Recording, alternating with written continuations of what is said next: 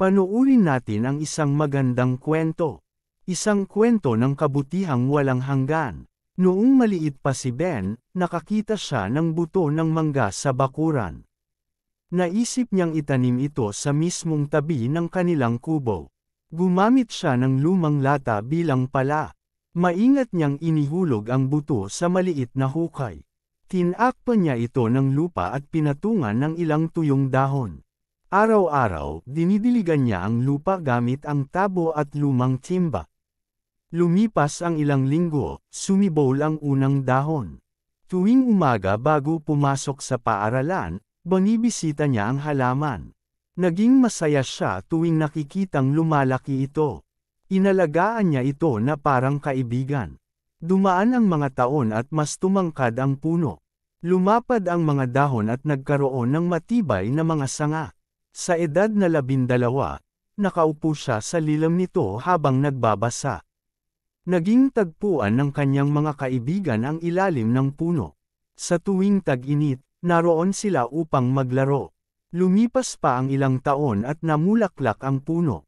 Amoy na amoy ni Ben ang mabangong bulaklak tuwing umaga. Pagsapit ng tag-ani, nagkaroon ng unang bunga ang puno. Kinain nila ng pamilya niya ang unang hinog na mangga. Matamis at makatas iyon, tila baginto mula sa lupa. Hindi lang pamilya nila ang nakinabang. Ipinamimigay ni Ben ang ilan sa mga bunga sa mga kapitbahay. Lahat ay natuwa sa kanyang kabutihan. Ginawa na nilang meeting place ang ilalim ng puno. Kapag may okasyon, doon sila nagkakatipon. Sa lilam nito, marami ang tumawa at umiyak. Lumipas ang panahon at nagkaanak na si Ben. Ipinakita niya sa anak niya ang puno na itinanam niya noong bata pa siya.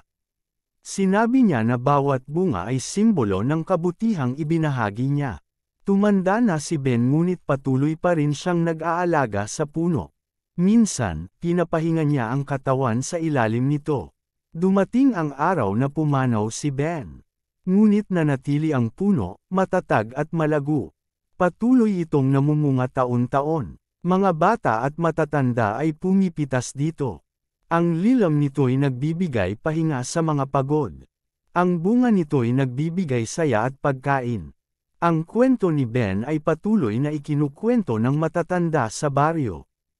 Sinasabi nila na ang puno ay alaala ng kabutihang walang hinihinging kapalit. Natutunan ng mga bata na magbigay kahit maliit lang ang mayroon. Maraming nagtanim ng sarili nilang puno matapos marinig ang kwento. Unti-unting naging mas iyan ang kanilang lugar. Dumami ang mga ibon at paro-paro. Nagkaroon ng mas malinis na hangin sa paligid. Ang puno ni Ben ang nagsilbing simula ng pagbabagong iyon. Kahit wala na siya, ramdam pa rin ng lahat ang kanyang presensya. Parang nakikinig sila sa kanyang tinig tuwing humahaplos ang hangin sa mga dahon. Tuwing tag-init, lagi nilang inaabangan ang unang bunga. Ginagawa nilang handog ang ilan sa mahihirap. Ang iba naman ay ginagawang minatamis at binibenta para sa pondo ng paaralan. Lumawak ang impluwensya ng kabutihang iyon sa ibang baryo. Dumami ang mga taong gustong tumulong sa kapwa. Ang simpleng buto na itinanam ay naging simbolo ng pag-asa. Pinapakita nito na kahit maliit na kabutihan ay pwedeng mag-ugat at lumaki. Ang puno ay naging saksi sa kasaysayan ng kanilang baryo. Marami na itong naitagong alaala. At patuloy pa itong lilikha ng bago. Si Ben ay pumanaw na, ngunit ang kanyang kabutihan ay hindi. Ito'y buhay pa rin sa bawat bunga, bawat lilam, bawat halakhak. At sa bawat kwento na ikinukwento ng mga tao, si Ben ay buhay magpakailanman. Ano ang aral na nakuha mo sa kwento na ito? Pwede ka ba maglagay ng komento para malaman ko? At kung nagustuhan mo ang video na ito, pwede po bang pakipindot ng like at subscribe? Salamat po.